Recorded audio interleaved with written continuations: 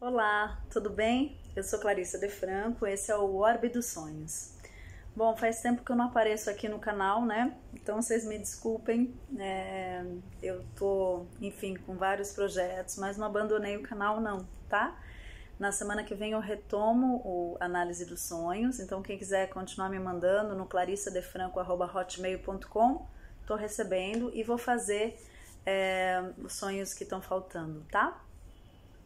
Então vamos lá, hoje eu escolhi falar do caminho do tarô, o caminho de ouros, na verdade, do tarô mitológico.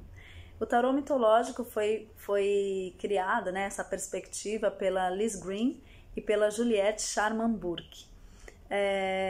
Então, sempre que a gente vê um tarô, né, novo, com uma concepção nova, o tarô da Liz Green e da Juliette não é propriamente novo, né? Mas sempre que tem uma linha de abordagem do tarô, a gente precisa pensar que o tarô tem o tarô clássico, né, a simbologia mais clássica, né? Que tem toda uma história a partir dessa simbologia e tem as interpretações, outras leituras que são feitas em cima dessa perspectiva mais clássica, né? Então o tarô tem aí o tarô mesmo, porque a gente tem muitos baralhos, oráculos. Estou falando do tarô tradicional, convencional, o clássico. Ele tem 78 cartas, né, sendo 22 arcanos maiores e 56 menores. Desses 56, esses 56 são divididos em quatro naipes, né, 4 caminhos aí: ouro, copas, paus e espadas. E esses 4 naipes, 4 caminhos, acompanham toda uma lógica do sistema quaternário. Eu já falei um pouquinho sobre o sistema quaternário em um outro vídeo aqui. Então, por exemplo, a gente tem aí, hoje a gente vai falar do caminho de ouros. Então, ouros está ligado à função psicológica, à sensação no Jung, né? Que é essa função que decide as coisas e se relaciona com o mundo a partir dos sentidos mais concretos mesmo, a partir das sensações. Então tem aí, as suas decisões são pautadas em uma experiência concreta, em uma base mais sólida, né? Geralmente tendem a ser um pouco mais desconfiados, observadoras, né? Pessoas que elas não são atiradas, são mais reservadas, discretas, porque elas precisam criar uma base sólida para agir em cima dessa base, né? E além dessa função psicológica estar associada aí ao naipe de ouros, a gente tem na astrologia, por exemplo, o elemento terra, né? Que também está associada a esse mesmo universo que a gente está tratando, que são alguns signos, por exemplo, como touro, como virgem, capricórnio, são signos de terra, né? Que trazem, cada um à sua maneira, também essa perspectiva de uma certa, né, uma observação antes de agir, né, uma cautela, né, muito sensoriais, né, os 5 sentidos aí que medem e vivem a vida de uma maneira intensa, né, são pessoas em geral práticas, que trabalham muito, são detalhistas, não é que trabalham muito e não podem ser preguiçosos, né? Podem ser preguiçosas, sim, mas em geral elas têm aquela perspectiva do esforço, sabe? Quando querem conseguir algo, pode ficar pesado, sabe? Aquela perspectiva mais assim. Não são afetivos na demonstração, por exemplo, podem ser afetivos, o touro, né? Tem esse afeto de abraçar, do toque, isso sim, mas seguram e controlam, não gostam de que as outras pessoas percebam as suas emoções, podem se tornar um pouco frios, racionais, especialmente Capricórnio aí, e Virgem também tem uma maneira de intelectualizar ou racionalizar ou controlar um pouco as emoções e apresenta as emoções de um modo quando tem uma certa segurança no que quer e como quer, né? Então, assim, só pra gente pensar, eu falei todo um caminho aqui, né? Porque pra gente pensar que o elemento ouro, o naipe ouro está associado ao elemento terra, está associado a uma concepção de função psicológica que o Jung traz de sensação, né? Tá associado aí a uma série de combinações, né? Que a gente fala ligadas ao sistema quaternário, tá? Bom, aí no caminho os 4 caminhos sagrados, tal, o elemento terra, ele é o elemento da sabedoria aqui do cantinho. Ele é o elemento do mestre, porque é aquele que observa, que analisa, né? É aquele que tem algo a oferecer depois de uma experiência, depois de consolidar uma caminhada. Então, ele é o caminho do mestre ou da mestra, né? Bom, então a gente vai falar hoje desse caminho de ouros no tarô mitológico, né? O tarô mitológico me ajudou muito quando eu estava estudando lá no comecinho.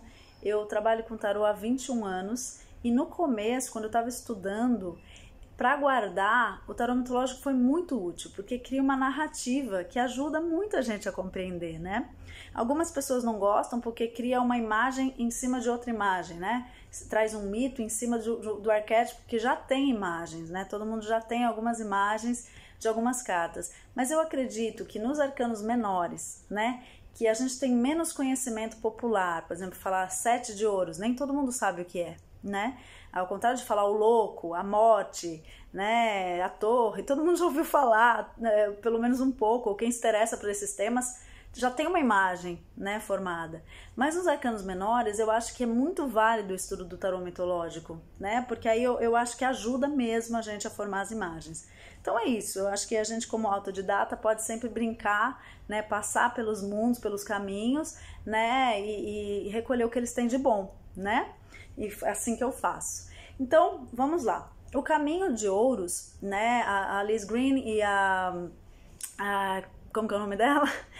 Juliette Schammenburg, trouxeram a figura do Dédalo para representar esse caminho, né? Vamos pensar que o Ás de Ouro não representa o Dédalo, o Ás de Ouro é uma carta mais... porque o Ás tem essa coisa do início, né? Sempre uma perspectiva de início. Então ele vem rompendo, sempre trazendo o novo, ligado à prosperidade, ligado à oportunidade de trabalho, ligado à matéria, né? Então uma abundância. O Ás é essa energia que é como se fosse a energia mais bruta ligada ao naipe, né? Então a gente começa a nossa historinha a partir do 2, né?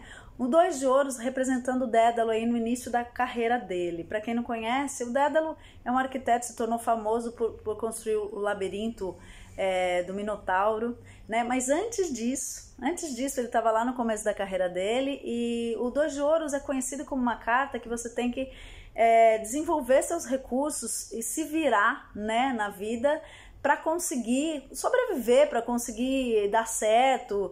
Tem alguns baralhos que colocam a imagem de um cara fazendo malabares, porque esse se vira nos 30, né?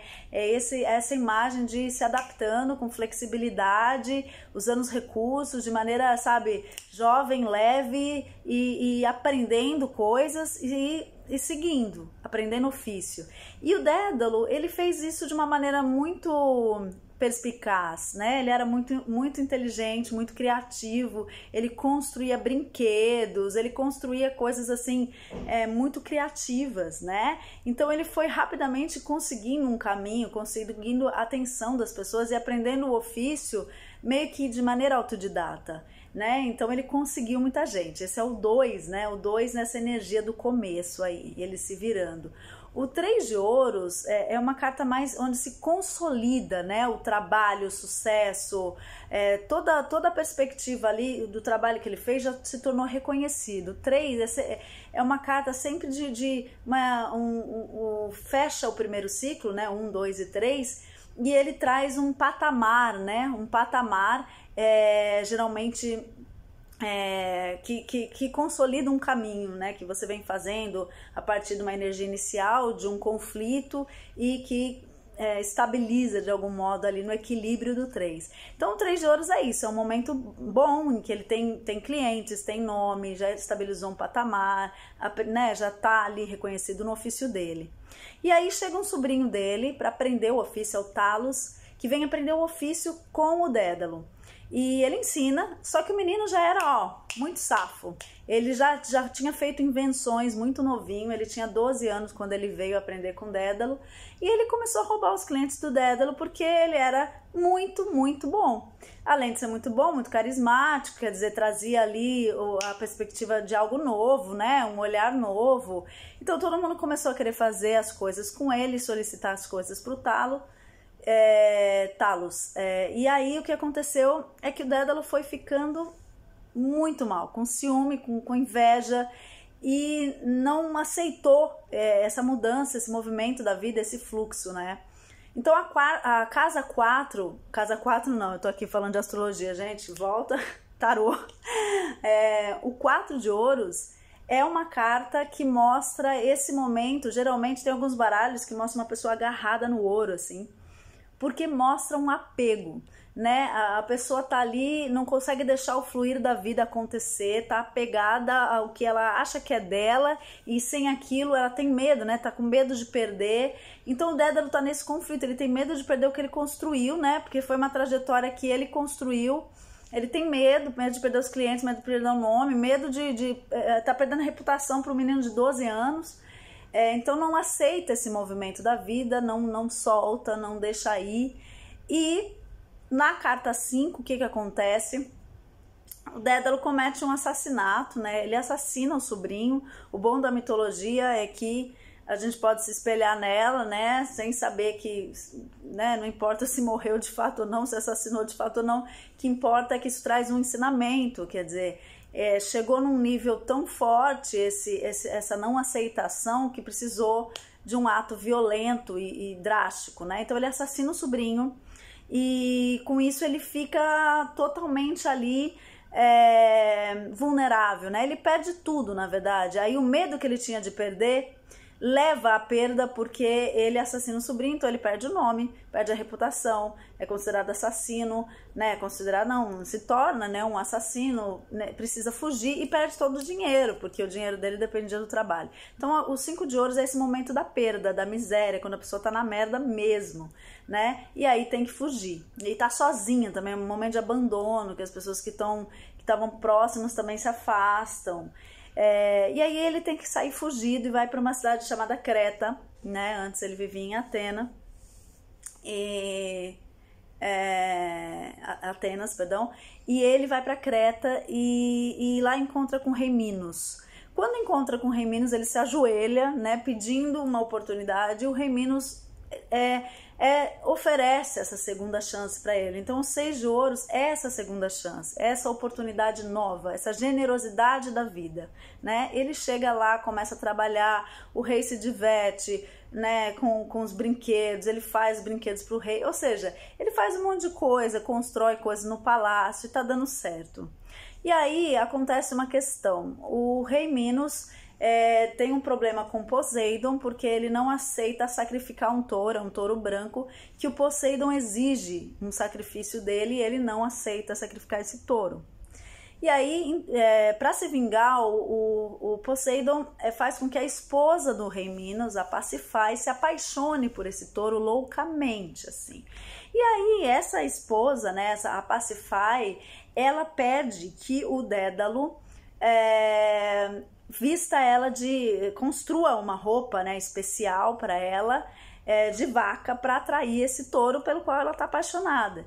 E aí o Dédalo se vê numa posição, né, porque o rei Minos foi aquele que acolheu, foi o protetor dele, que deu uma nova chance, mas ao mesmo tempo a Pasífae, ela foi tocada por um deus, né, que é o deus Poseidon, e se tinha na mitologia muito respeito aos desígnios de Deus, tanto é que se você falhava com Deus, que foi o que o rei Minos fez, você era punido. Então o Dédalo ficou ali no meio, né, aqui, que Deus eu sirvo, né, e o 7 de ouros representa esse momento de escolha, geralmente uma escolha ligada ao trabalho, mas não só, mas esse momento de escolha, eu sigo no caminho que eu tô, ou eu faço algo novo, diferente, que eu não sei o que vai acontecer, que tem mais riscos, né? E aí ele escolhe ajudar a Pasífae, né? Ele escolhe ajudar a Pasífae, claro, ele trai o rei Minos, né? Ajuda a Pasífae, e o rei Minos, não sabendo disso, faz ele construir um labirinto. Quando ele constrói o labirinto para o Minotauro, Ai, perdão, gente, eu pulei uma parte, né? A Pacify fica com o touro e tem uma cria, né? Tem o Minotauro, que é mistura de touro com ser humano e que é um monstro, na verdade, né? Ele é um monstro que fica atordoando a cidade de Creta, né? Atormentando a cidade de Creta. Com isso, o que acontece? Ele solicita ao Dédalo que construa um labirinto onde o Minotauro fique preso, não consiga sair. E o Dédalo constrói. O rei Minos ainda não sabe que o Dédalo traiu ele, né? Bom, aí depois tem a história da Ariadne, né? A Ariadne é a filha do rei Minos com a Pacify. E tá chegando o Jasão, lembra que o Jasão vem com os argonautas, aquela história toda, tal. O Jasão, ele vem para matar o Minotauro, né? E aí, o que acontece? Essa filha deles, né, a Ariadne, ela se apaixona, se encanta pelo Jasão e pede ao Dédalo mais uma vez para ele trair o pai, porque pede ao Dédalo que ele coloque ali, né, um fio, é o chamado fio de Ariadne, né? Porque aí Jasão pode ir, pode voltar e pode ficar com ela, né? Por meio desse fio, ele não vai se perder no labirinto. Então ele vai cumprir a tarefa dele com o rei, vai matar o Minotauro e ainda vai voltar e vai ficar com ela. Bom, quando ele faz isso, o rei Minos descobre que ele fez isso, né? E aí o que acontece? E aí sim ele tem que sair do reino mesmo, o Dédalo, e sai, né? Conta que ele sai com o filho que é o Ícaro. O Ícaro, né, tem toda aquela coisa de voar, né? Então ele sai dali nas tentativas do Ícaro de voar, mas ele consegue fugir, né? O Dédalo consegue fugir.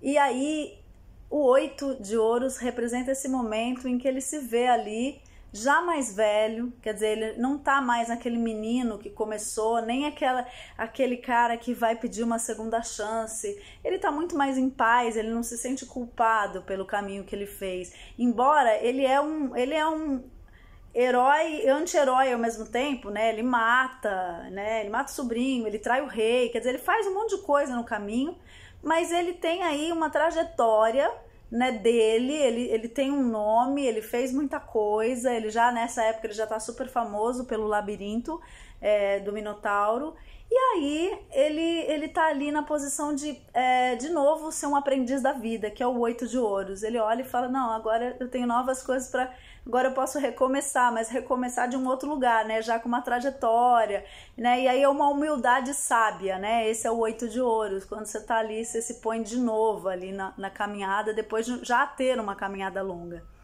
Finalmente, o 9 é uma carta de encerramento, né, geralmente mostra como vai ser o 10, porque encerra o processo ali no 9, e o 9 de ouros é uma carta de você...